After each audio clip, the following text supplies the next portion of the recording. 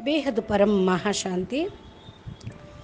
ఆత్మిక పరివారమునకు, ఆత్మిక సోదరి సోదరులకు బాపూజీ దశరథ్ భాయ్ పటేల్ తెలుగు ఛానల్కు స్వాగతం. ఈరోజు పరమానందం పొందుటకు అల్టిమేట్ పవర్ఫుల్ సంకల్పాలు మెడిటేషన్లో మనం చేయాల్సినటువంటి దాని గురించి మనము తెలుసుకొని నిత్యం ఆ సంకల్పాలలో, ఆ స్వరూపంలో, ఆ యొక్క స్థితిలో, ఆనందంలో ఉండటానికి పురుషార్థం ప్రయత్నం అనేది చేద్దాము. ఇది అనంతబాయి చెప్పినటువంటి వీడియోకి తెలుగు. అందరూ కూడా ఈ యొక్క సంకల్పాలను సదా మననం చేసుకుంటూ, ఒక మంత్రంలాగా జపం చేసుకుంటూ, నిత్యం స్మరణ చేసుకుంటూ ఉండాలి. దీనితోటి మనం లక్ష్యానికి చేరుకోగలుగుతాం. అన్ని ఆసక్తుల నుండి అతీతమై కూడా మనము పొందాల్సింది పొందగలుగుతాము. మనకు ఇక్కడ ఈ ప్రపంచంలో ఎవ్వరూ లేరు. అలా అంటే అందరూ మనవాళ్ళే. మనకు మన రచన ఇక్కడ ఉన్నారు. బేహద్ బాపూజీ గ్రేట్ గ్రాండ్ ఫాదర్ అయితే, మనం గ్రేట్ గ్రాండ్ చిల్డ్రన్ అయితే, మనకు కూడా ఈ భూమి మీద ఉన్నటువంటి శివుడు, మహాశివుళ్ళు లాంటి సమానమైన ఆత్మలందరూ కూడా గ్రేట్ గ్రాండ్ చిల్డ్రన్స్ అన్నట్టే. రచన వీళ్ళందరినీ ఉద్ధరించడానికే బాపూజీ మనకు డ్యూటీ ఇచ్చారు. అందుకని మనము లౌకికంలో ఉంటూ అలౌకికంగా జీవిస్తూ మనం ఆధ్యాత్మిక మార్గంలో ప్రయాణం చేస్తూ ఉన్నాము. చేయాలి కూడా ఇంకా. మరి లౌకికంలో ఉన్న తరువాత మనకు భవబంధాలు, దేహ సంబంధీకులు అందరూ ఉండనే ఉంటారు. అయినప్పటికీ కూడా మనతో ఉంటాము అని ఎన్ని ప్రమాణాలు చేసినా వాళ్ళు వెంట వచ్చేవారు కాదు. ఈ లోకంలో మిమ్మల్ని ఎంతగా ప్రేమించినా సరే, ఇక్కడ వరకు మాత్రమే వారి ప్రేమలు, ఆప్యాయతలు, అనుబంధాలు, సంబంధాలు. పైదాకా వారు రాలేరు. ఎందుకని అంటారా? మీరు బేహద్ ఆత్మలు.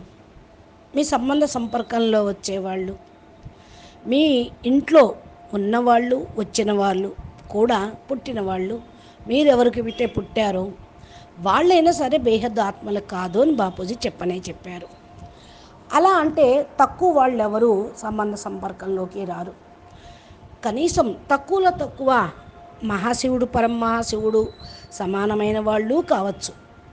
33 కోట్ల దేవతలు G2 నుండి వచ్చిన వాళ్ళు కావచ్చు. అందుకని వారందరికి సేవ కోసమే మనము అక్కడ జన్మ తీసుకున్నాం. మన దగ్గర వాళ్ళు జన్మ తీసుకొని ఉండవచ్చు. ఇది పరమ సత్యం.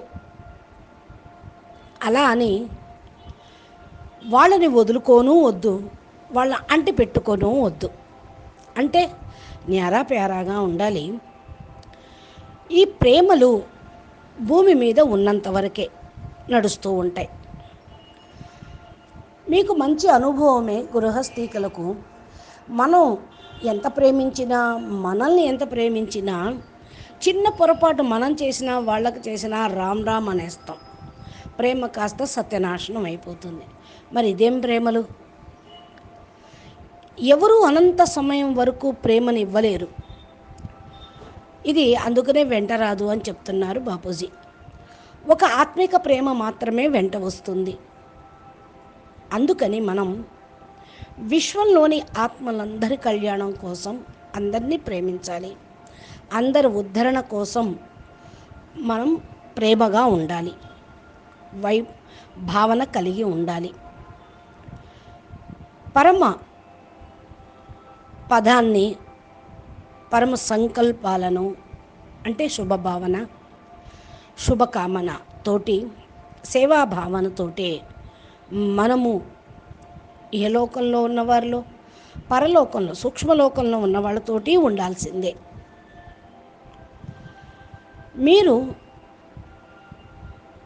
మీ ఆత్మగా పురుషార్థం చేయుటకు జ్ఞానమని ఎంతెంతగా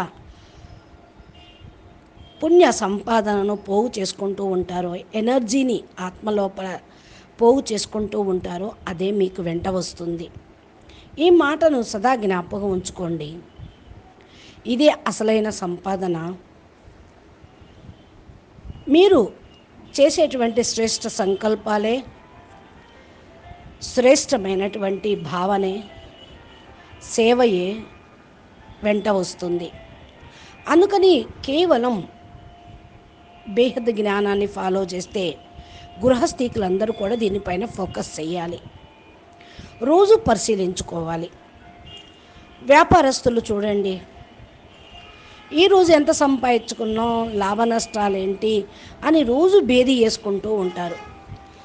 లాభం వస్తే ఖుషీగా జమ చేసుకుంటూ ఉంటారు. లాభం కోసమే చేస్తూ ఉంటారు. ఈరోజు ఇంత లాభం వచ్చింది అని సంతృప్తి పడతారు. మజా వస్తుంది ఎక్కువ లాభం వస్తే. మరి మీరు ఆత్మిక సంపాదన కోసం ఈరోజు నేనేం చేశాను అని చూసుకోండి. కనీసం రోజుకు 1 గంట యోగము, 1 గంట జ్ఞానము, మనసా సేవ 1 గంట, స్వయం కోసం 1 గంట, ఇలాగ 8 గంటలు ఈశ్వరీయ ఆధ్యాత్మిక మార్గానికి, సంపాదనకి, 8 గంటలు నిద్ర, 8 గంటలు దైనందిక కార్యక్రమాలు, ఉద్యోగ వ్యాపారాలు. ఇలా బాపూజీ మనకు టైం టేబుల్ ఇవ్వనే ఇచ్చారు. ఇలా చేస్తేనే ఆత్మ తృప్తి అనేది పొందుతూ ఉంటుంది. ఎందుకంటే ఆధ్యాత్మిక జ్ఞానం యొక్క సంపాదన మనకు ఈ యొక్క జన్మలోనే, ఇప్పుడే, ఇక్కడే దీని గురించి మనకు తెలిసింది. తెలిసినప్పుడు వృధా చేసుకోకూడదు కదా, వేస్ట్ చేయకూడదు కదా, పోగొట్టుకోనూకూడదు. ఎన్నో జన్మల పుణ్యఫలము మనకి ఈ ఆధ్యాత్మిక జ్ఞానము, బాపు లభించటము, సంపాదన చేసుకునే మార్గం లభించటము, ఇవన్నీ జరిగినాయి. కనుక మీరు రోజు శ్రేష్ఠ సంకల్పాలు, పుణ్య సంకల్పాలు ఏమేం చెయ్యాలో, ఎలా యోగం చెయ్యాలో మనకు చెప్తూనే ఉన్నారు. ఇంకా మనము చేస్తూనే ఉండాలి. ఇది మన డ్యూటీ. విశ్వ కళ్యాణం కోసమే మనం ఈనాడు ఇక్కడ ఉన్నాం. మనకి డ్యూటీ ఇచ్చారు అంటే దీన్ని చేసేటువంటి శక్తిని కూడా పైన ఉన్నాయనే ఇవ్వగలడు. అందుకని మీరు ఒక దృఢ నిశ్చయం చేసుకోవాలి. హే ప్రభు, హే పరంపిత, నేను ఈ శరీరంలో ఉన్నంత వరకు నేను ఈ సేవ చేస్తాను, ఈ పురుషార్థం చేస్తాను, ఈ సంకల్పం చేస్తాను అంటూ ఇదే నా నిత్య కర్మ అనుకుంటూ సదా ఈశ్వరీయ సేవలో నిమగ్నం కావాలి.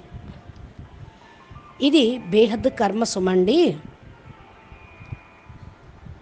ఎవ్వరూ కూడా దీన్ని ఆపలేరు.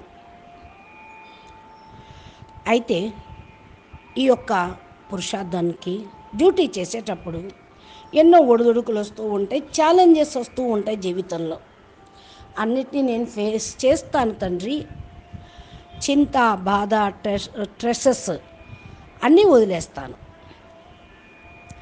నేను బాప్ చెప్పిన అనుసారంగా శ్రేష్ఠ కర్మల్ని చేస్తూ ఫలితాన్ని విశ్వ కళ్యాణం కోసం, విశ్వ పరివర్తన కోసం వదిలేస్తూ ఉంటాను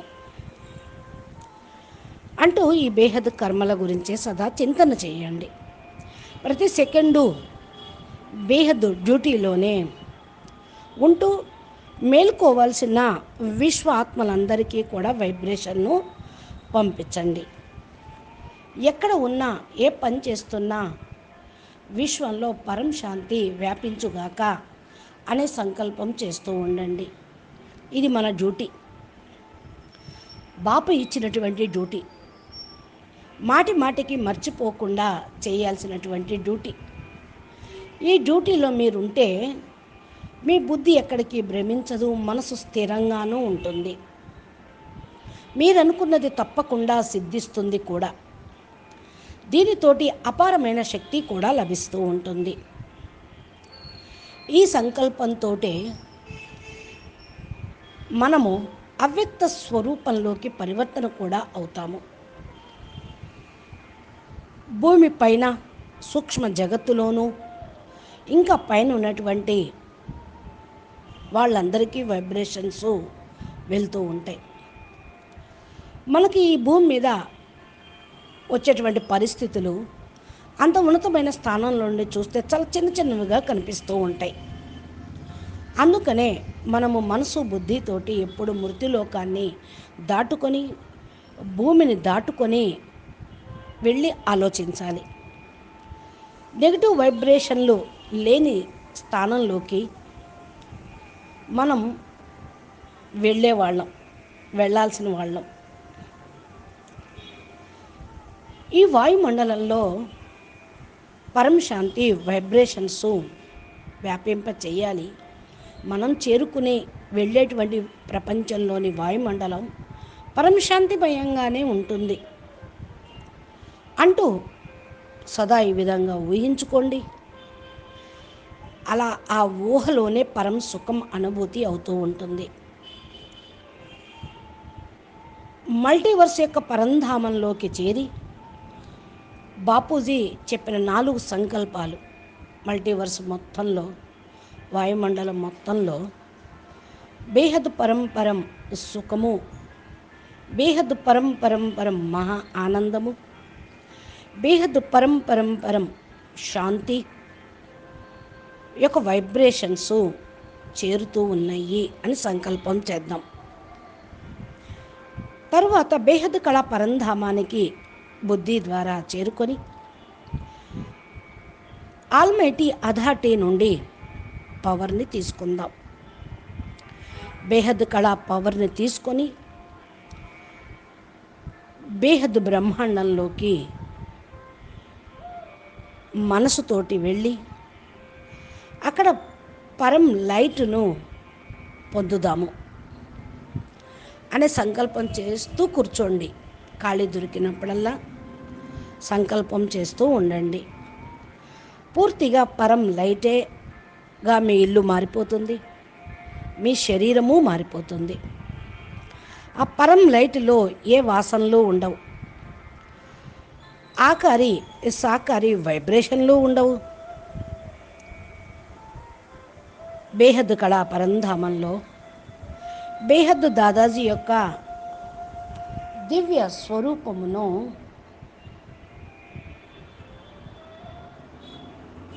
చూస్తూ ఆయన ఎదురుగా కూర్చొని సంకల్పం చేయండి. ఇంకా మీ ఇంట్లో బాపూజీ ఫోటో ఉందనుకోండి, చిన్నదో పెద్దదో, ఆ ఫోటో ఎదురుగా కూర్చొని మాట్లాడుకోండి. ఆయన చూస్తూ ఉండండి. అలా చూస్తూ సంకల్పం చేస్తేనే అనంత శక్తులు వచ్చేస్తూ ఉంటాయి. మీకు చాలా గొప్ప అనుభూతి కూడా కలుగుతూ ఉంటుంది. నేను నా క్రియేటర్ ఎదురుగా కూర్చున్నాను, నా క్రియేటర్ ద్వారా నేను పవర్ తీసుకుంటూ ఉన్నాను అని సంకల్పం చేస్తేనే అనంత ప్రేమ మీకు కలుగుతూ ఉంటుంది. ఇదే పరం ఆ యొక్క ఆనందం యొక్క ఖజానా. ఈరోజు మనము ఇలా సంపాదించుకుందాము. రోజు సంపాదించుకుందాం, ప్రతి సెకండు సంపాదించుకుందాం. సత్యమైన ఆనందం దీన్ని మించింది ఇంకొకటి లేదు. ఈ అనుభూతియే ఆనందము, పరమానందము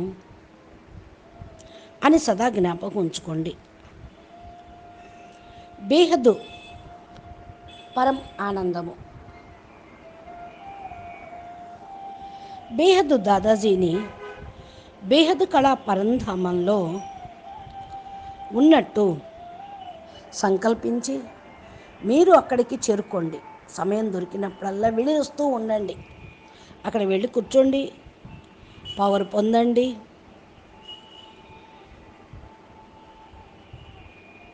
ఇదే బేహద్దు పిల్లలు చేయాల్సినటువంటి డ్యూటీ.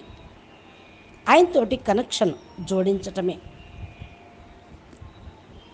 ఈ శ్రేష్ఠ సంకల్పాల శక్తి చాలా పనిచేస్తూ ఉంటుంది. మీకు ఒకసారి ప్రయోగం చేసి చూడండి, సంకల్పించి చూడండి,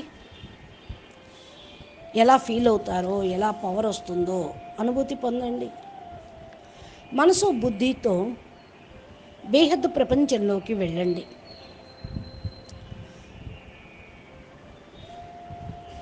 అది కాలుడు లేని ప్రపంచము, పాపం లేని ప్రపంచము.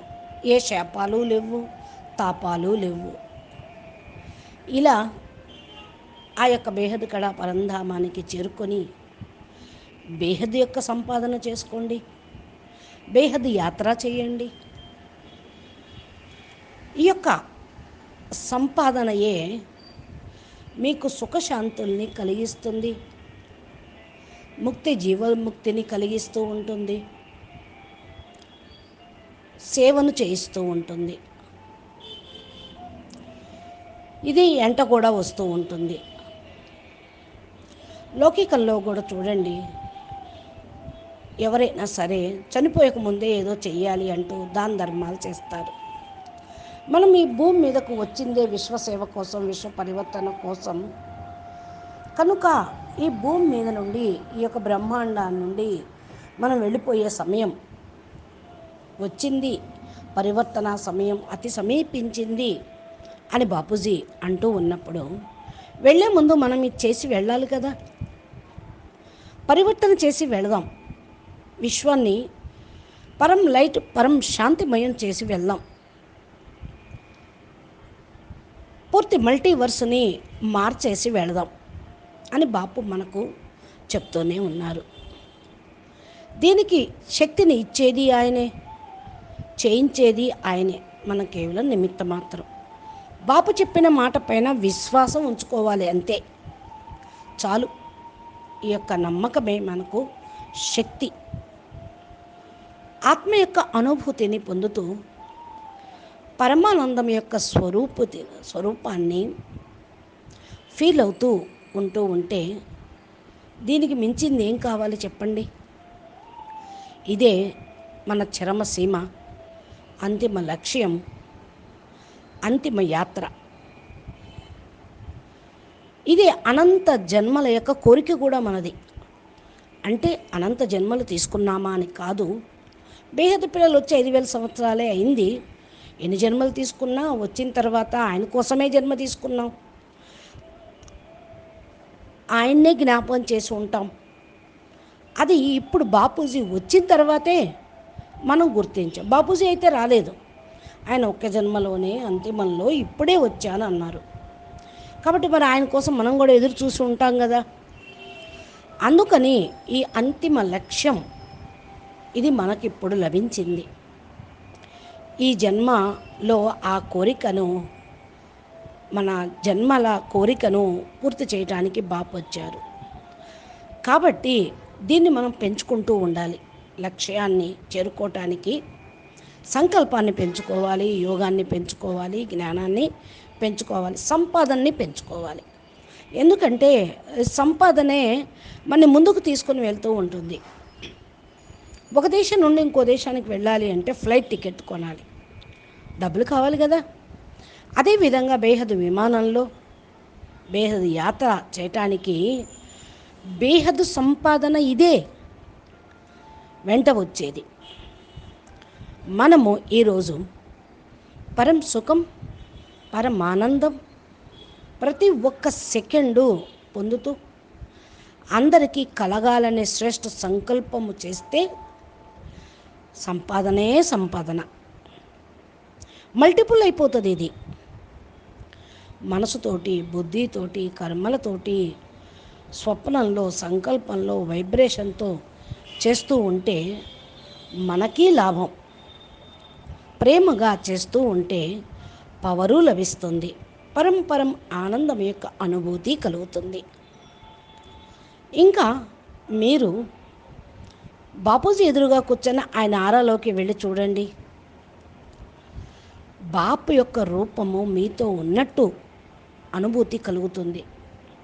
100% గ్యారంటీ, 100% పవర్ కూడా వస్తుంది. చేసి చూడండి. బాపుతోటి కనెక్షన్ జోడించి ఉండండి. తోడు యొక్క అనుభవం చేసుకోండి.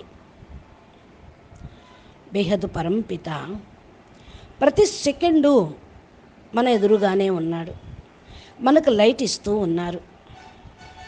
మనము విశ్వం లోపల పరం శాంతిని పంపిస్తూ ఉన్నాం. పరం లైట్ని తీసుకొని వస్తూ ఉన్నాం.